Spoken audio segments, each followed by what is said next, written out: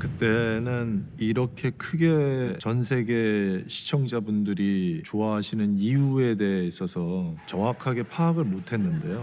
Squid Game. Squid Game. Squid Game. 시즌 1이 워낙에 큰 사랑을 받아서 전 세계에서 이렇게까지 전 세계적으로 제 공간이 사랑을 받고 이슈가 되고 막 많은 분들이 여쭤봐 주시고 이렇게 관심을 끌게 될 거라고는 상상을 못했어요. 오징어 게임에 나오는 놀이 게임들은 대부분 다 굉장히 한국적인 우리나라의 그 아이들이 놀던 그런 게임들인데 그 과정 속에서 이제 돈 죽음 앞에서의 인간의 그 내면 깊은 본성을 정말 적나라하게 드러내서 그런 부분들을 공감하고 재미를 느끼셨기 때문에 많이들 좋아해 주셨던 것 같아요. 많은 사람들이 서로 다른 문화와 언어를 가지고 있지만 우리가 지금 느끼는 그런 어떤 정서들을 다 같이 공유하고 있고 같이 느끼고 있다는 생각을 하게 됐어요.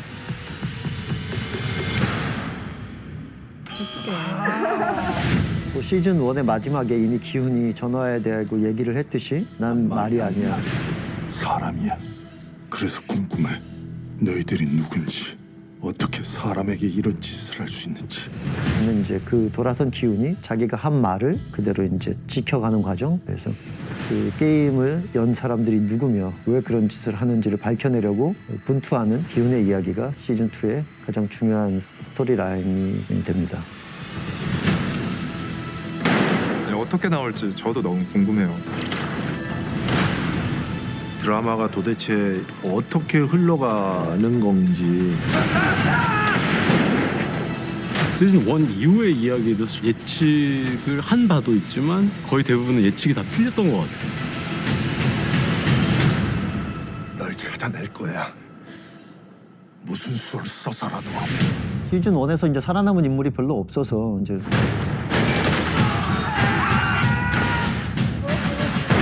얼마 남지 않은 이제 성기훈과 그 인물들을 가지고 시즌 2의 이야기를 이어가야 됐었고 또 주변에 잠깐씩 나왔던 사람들을 살려보면 재밌겠다라는 생각을 했어요. 그래서 제가 그 명함을 받은 게 3년 전 이 무렵이었습니다.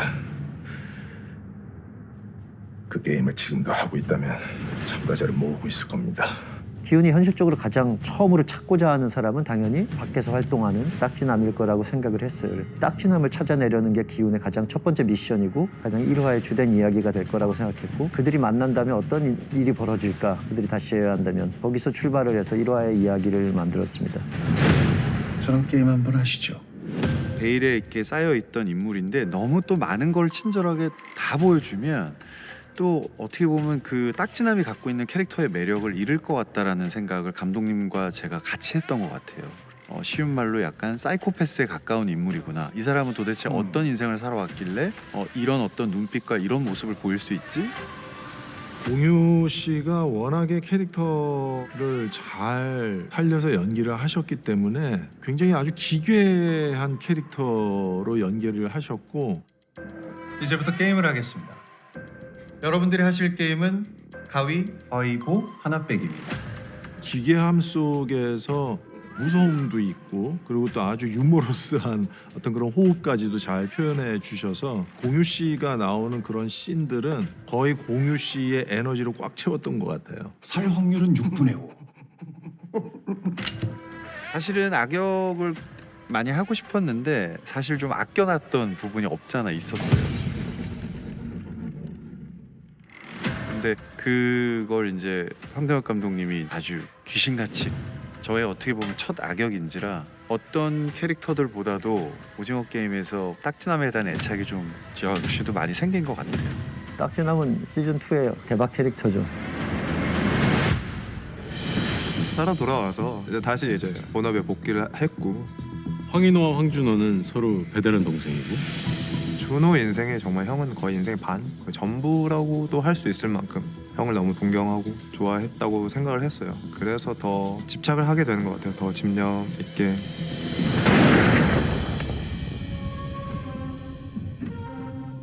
범인이 모르는 추리극 같은 거고 시즌 1은 시즌 2는 범인을 이미 알려주고 시작하는 하지만 이 범인이 그럼 어떻게 자기의 범죄를 숨기고 해나가는가를 보여주는 프론트맨은 사실 이 모든 게임의 설계자이고 가장 기운과 어찌 보면 가장 반대의 생각을 하고 있는 인물인데 모든 게임을 이미 경험한 프론트맨은 인간성이란 없다고 믿는 사람이고 기훈은 그렇지 않다.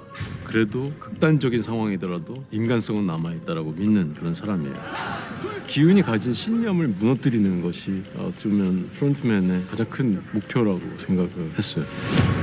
그럼 시작합니다.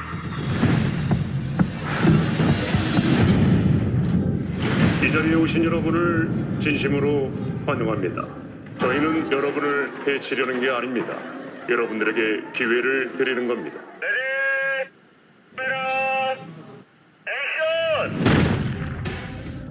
막상 딱 들어가니까 역시 그 모든 그 상상했었던 그 감정들이 막 몸으로 막 느껴지는데 기훈이 이제 들어가서 경험자로서 할 수 있는 무언가가 있으면 좋겠다라고 생각을 했어요. 영희와 무궁화 꽃이 피었습니다가 이 시리즈의 가장 시그니처라고 생각을 했고요. 근데 저게 뭐야? 첫 번째 게임이 무궁화 꽃이 피었습니다로 설정하신 것 또한 좋았던 것 같아요. 어찌 보면 제일 임팩트 있게 봤던 거는 영이었던 것 같아요. 보기만 한 게 아니라 실제로 무궁화 꽃이 피었습니다 게임을 또 했죠. 정말 오징어 게임에 들어왔구나. 그리고 또 내가 이 게임의 참가자가 됐구나 라는 것을 영희의 실물을 영접하면서 제대로 느꼈던 것 같아요. 인상적인 건 무궁화 꽃이 피었습니다 세트장이 CG가 많이 되긴 하지만 긴장감이 있습니다. 확실히. 무궁화 꽃이 피었습니다 세트도 정말 광활한 넓은 데에서 펜스 쳐놓고 굉장히 사실적인 곳에서 400명 가까운 사람들이 거기서 같이 똑같이 게임을 하는 거에서 깜짝 놀랐어요. 더 실감나게 현장에서도 무궁화 꽃이 피었습니다 이 노래를 틀어주셨는데 진짜 무서웠어요. 찍으면서도 딱 멈춰서 진짜 절대 움직이면 안 되는 거니까 찍으면서 엄청 재밌고 무섭고 그랬던 것 같아요. 참가를 원하시는 분은 이름과 생년월일을 말씀해 주세요.